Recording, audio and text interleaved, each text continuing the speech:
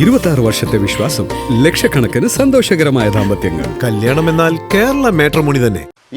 ഈ ആരോപണം പിണറായി വിജയൻ്റെ സ്വന്തം ആളാണ് എന്ന് പറയുമ്പോൾ ഇടതുപക്ഷവുമായിട്ട് വലിയ ബന്ധമാണെന്നൊക്കെ പറയുന്ന ആളുകൾ ഇതൊന്നും അറിയാതെ പറയുന്നതല്ല. അന്ന് തന്നെ പിണറായി സർക്കാരിനെതിരെ 16 സമരങ്ങളാണ് ഞാൻ നടത്തിയത്. INDC പ്രസ്ഥാനം മണ്ഡലം അടിസ്ഥാനത്തിൽ, നിയോജകമണ്ഡലം അടിസ്ഥാനത്തിൽ, ജില്ലാ അടിസ്ഥാനത്തിൽ, യൂണിയനുകൾ, ഫെഡറേഷനുകൾ, ഓരോ തലത്തിലുമുള്ള കൃത്യമായ സമരങ്ങൾ നടത്തി. പക്ഷേ ഞാൻ ചെയ്ത ഒരു കാര്യം, ആ സമരങ്ങളൊക്കെ നമ്മൾ കൃത്യമായി ഡോക്യുമെൻ്റ് ചെയ്തു വെച്ചിരുന്നു.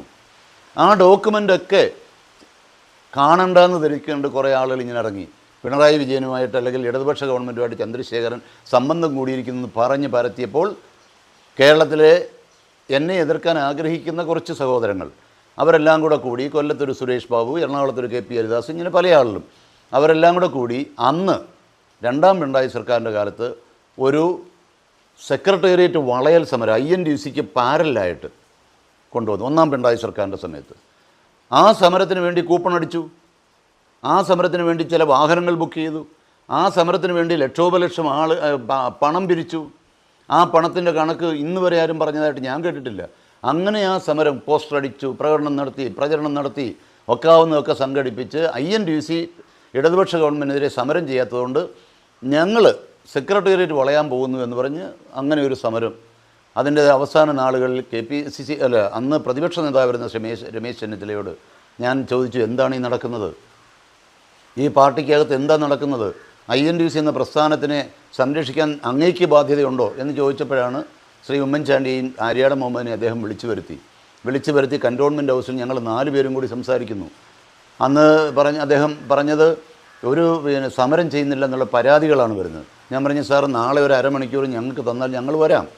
അങ്ങനെ പിറ്റേ ദിവസം ആര്യാടൻ മുഹമ്മദിൻ്റെ ഫ്ലാറ്റിൽ ശ്രീ ഉമ്മൻചാണ്ടിയും ഞാനും VJ ജോസഫും കൂടി ഇരിക്കുന്നു. ഏതാണ്ട് 10ഓളം സമരങ്ങളുടെ ഡോക്യുമെൻ്റ് അവരെ കാണിച്ചു കൊടുക്കുന്നു.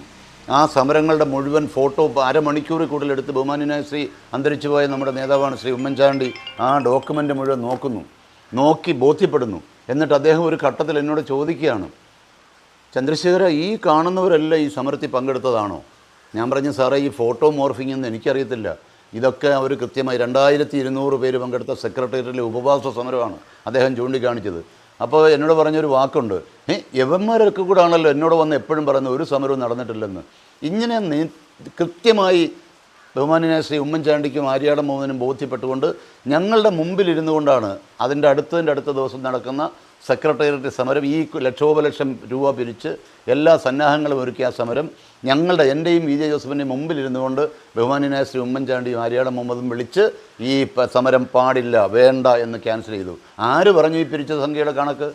എന്ത് തട്ടിപ്പും നടത്തിക്കൊണ്ട് INDC പ്രസ്ഥാനത്തിനെ അപമാനിക്കാൻ ഇടതുപക്ഷമായിട്ട് എനിക്ക് യാതൊരു വ്യക്തിബന്ധങ്ങളും ഇല്ല.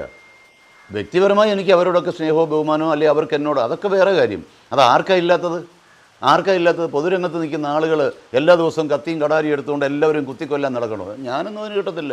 ഞാൻ ഈ രാജ്യത്ത് അന്തർദേശീയ തലങ്ങളിലൊക്കെ പോയിട്ടുള്ള ഒരാളാണ്. അതുകൊണ്ട് ബാലിശ്യമായ, എനിക്ക് കൃത്യമായി രാഷ്ട്രീയ ബോധമുള്ള ഒരാളാണ്.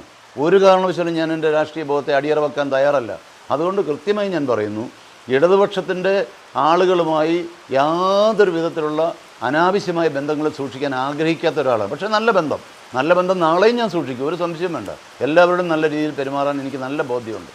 ഏറ്റവും പുതിയ വാർത്തകളും വിശേഷങ്ങളും വിരൽത്തുമ്പിലറിയാൻ Zee മലയാളം ന്യൂസ് എല്ലാ ഡിജിറ്റൽ പ്ലാറ്റ്ഫോമുകളിലും ലഭ്യം.